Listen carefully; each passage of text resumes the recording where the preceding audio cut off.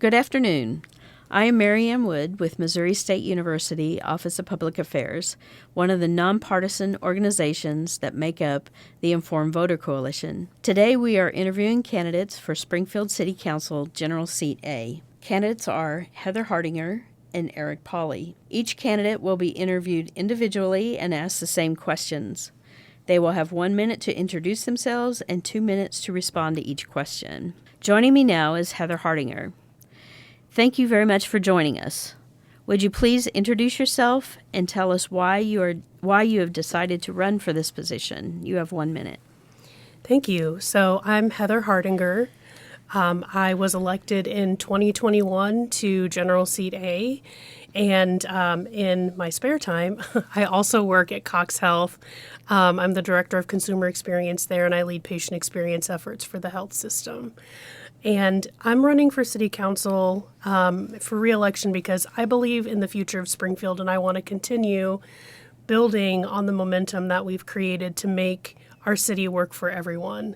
So there have been so many really cool projects that we've been able to work on over the last 4 years, and so many cool things to come. So I'm very excited to hit the ground running again and keep serving our great city. If elected, how will you engage in and learn about community-wide concerns that may be outside your own interests? You have 2 minutes. So one thing that's been very important to me during my time on council is listening to people, and I do my best to respond to every email that comes my way and engage with citizens in that way. So we get lots of emails and phone calls on different issues, and I'm very curious and I want to know what people think. And there have been several times when speaking with neighborhood groups or speaking with other groups in the community has changed my mind on an issue. And so I think as council members, we don't know everything. We don't have all the answers. And so we do have to rely on citizen feedback to tell us what's going on and learn more about what might be the right thing to do. Several controversial zoning issues have emerged over the past few years, including the proposed Sunshine and National development and the coffee drive-through at Sunshine and Jefferson. What are your thoughts on developing a comprehensive corridor plan for the city? You have 2 minutes. So I think developing a comprehensive corridor plan for this area is really smart. This is a very high traffic area. It is primarily commercial, but it's also residential. And so in each of these, the developments that you mentioned, I have had lots of conversations with the developers and lots of conversations with neighbors and folks that are impacted by these zoning decisions. And so there aren't any easy answers, but we do want to do what's best, not just for the new businesses that are coming in, but also for the people that live around the neighborhood. So I think that a corridor plan makes a lot of sense. Again, it's a high traffic area, and I want to make sure that we're considering the safety of folks who live there now and also consider the future infrastructure needs for that area. 60% of Springfield residents are renters, and finding affordable housing continues to be an issue for many. What ideas would you bring to the table to ensure every Springfieldian has a safe and affordable place to live? You have 2 minutes. It's a great question. So housing is one of my top priorities. I've lived in Springfield for about 20 years now, and for about 15 of those years, I was a renter in Springfield. And so I've rented great places and had wonderful landlords, and I've rented in places that weren't so great and had a lot of problems. And so I've really appreciated the opportunity to chair the Community Involvement Committee, where we've been working on a lot of housing-related priorities and engaging with different stakeholders in the community. We're working on a rental inspection program pilot that hopefully will launch this summer. So investing in initiatives that really help ensure the safety of our residents is important. And then thinking about future development, I mean, we need more housing. We've got essentially a $4 to $5 billion, gap in our affordable housing market. And so I think that we're making strides to work to resolve those issues, but we have a lot more work to do. What stands out as one of the most urgent red flags from the Community Focus Report that needs to be addressed? You have 2 minutes. So, something that continually gets brought up is our poverty rate, and it continues to be too high. I think that the best ticket out of poverty is a good job that pays livable wages. And so Springfield's not always been known for having the high wages that, a lot of folks are looking for. But if we want to, continue to support our existing residents that live here, if we want our young people to stay in this community, I think we need to continue investing in current businesses and helping them expand and grow. And then it also new economic development coming in, ensuring that when we do welcome new companies, that they do offer wages that support working families in this community. So I would say poverty is one of the biggest red flags that we see, but again, that's also an issue that we are making progress on, but we have a lot more work to do there too. Working with those in our community who are unhoused, that's another big red flag for our community. We've got a really great continuum of care that works to provide services to those folks, but we don't really have the adequate infrastructure to make sure that everybody has the care that they need. So continuing to focus on mental health efforts, continuing to work on just developing, different housing initiatives to meet those needs, I think is really important. If Springfield received a $10 million grant to use in any way the council wanted, what would you do with it and why? You have 2 minutes. $10 million, that would be a dream. We did have that opportunity with the ARPA dollars that came through the city, about $40 million. And we had about $40 million to spend. And I think the amount of requests we got in was like over $200 million. And so I think if we had $10 million to spend, I'd take a look at some of those projects that folks were interested in funding. And, we've got a lot of data. The city has quite a bit of data on what citizens would like for us to spend tax dollars on. So I think that we could spend $10 million in a lot of really positive ways. Some of the funds from the ARPA allocations included a teen center, which is something that Springfield doesn't have. And so that's also going to provide housing for those kids aging out of foster care. So thinking of cool, new, innovative ways to meet community needs would be how I would spend those dollars. Heather, that concludes our interview. Thank you very much for taking time to talk with us.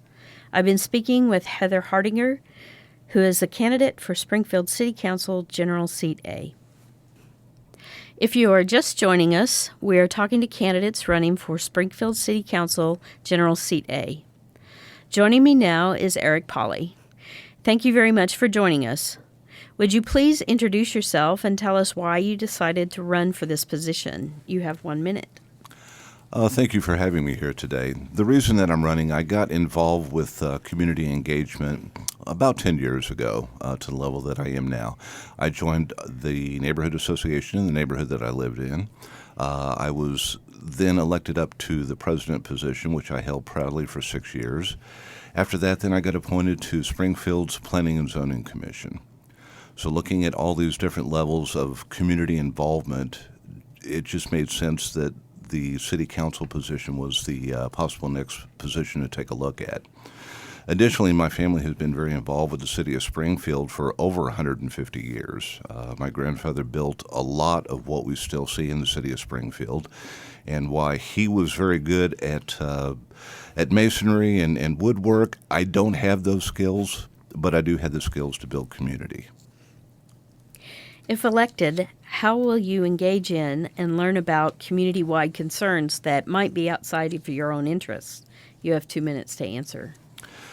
A lot of that comes down to actually listening to different people around the city itself. And I found that through working with the neighborhood and the neighborhood association, as well as the neighborhood advisory council. It's a matter of communication, talking to people to find out where it is that they see things at, the concerns that they have, and be able to go ahead and hash those types of things out. We have a lot of good resources media-wise here in the city of Springfield, and I like to take advantage of all of them. I don't think there's any one that would be head and shoulders above the others, but I do listen to you folks quite a bit. Several controversial zoning issues have emerged over the past few years, including the proposed Sunshine and National development and the coffee drive-through at Sunshine and Jefferson. What are your thoughts on developing a comprehensive corridor plan for the city? You have 2 minutes. I think it's really important, and we have requested this several times through my neighborhood association, to go ahead and actually do a corridor study along Sunshine and National as well. That hasn't completely come to fruition yet, but we do continue to ask for it. As a planning and zoning commissioner, I have had the opportunity when both of those particular issues did come forward to us to be able to listen to the developers, listen to the neighbors, and make my vote on both of those issues. As you know, all 3 times for the 2 different issues that you mentioned right there, that when they came through the Planning and Zoning Commission, they were denied. And the reason that they were denied, severalfold, and I'm not going to give you the line about I want to make sure that we're developing any type of commercial and trying to balance the whole idea with neighborhoods. I think that rings rather hollow. I think that what you really need to do is get in there and get your hands dirty to find out what it is that's going to work.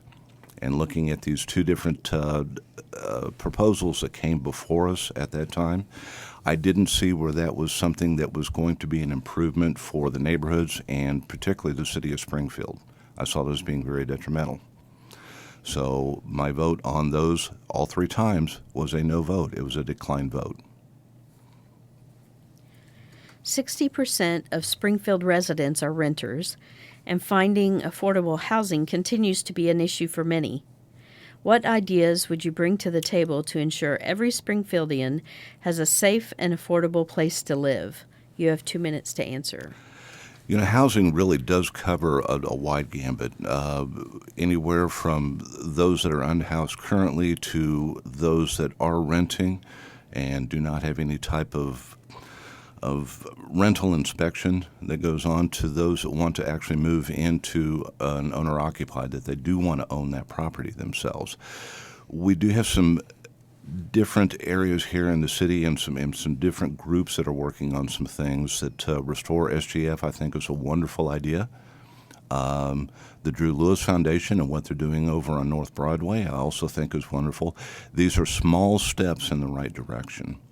So I do think that we need to take a closer look at what our housing stock looks like right now, which I was part of the housing study that the city did a couple of years ago, and where it is that we can go from there. I know that City Council currently has the goal of a 50-50 split between rental and owner-occupied. I think that we need to get more in line with the national average, which is a 60% owner-occupied to 40% rental.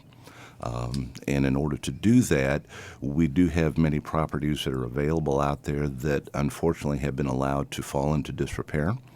I think that we need to take a more proactive approach with that and bring those properties back online again so they are available. There's some other things that could happen out there with tax incentives, things like that. So, yes, I do think that we need to be very aware of this and make sure that we are headed ourselves in the right direction. What stands out as one of the most urgent red flags from the Community Focus Report that needs to be addressed? You have 2 minutes. A lot of that, I think, is going to come down to where we want to be as a city itself and this area of Southwest Missouri. I think we have an opportunity to really become much more of a larger economic area, much like Northwest Arkansas has done. I think that we do have the building blocks in place in order to make that happen. It's just a matter of how are we going to put those together? Are we going to put them together the right way so not only do we support everything that we have going on today, but are we putting ourselves in the right position for the future? It's my hope that at the end of my term on City Council that my grandkids can look at the work that happened and say, you know, Opa had it right. He did a good job, and he set us up in a position where we can go ahead and grow from that point. If Springfield received a $10 million grant to use in any way in which the council wanted, what would you do with it and why? You have 2 minutes. I would look at housing as being probably priority number one.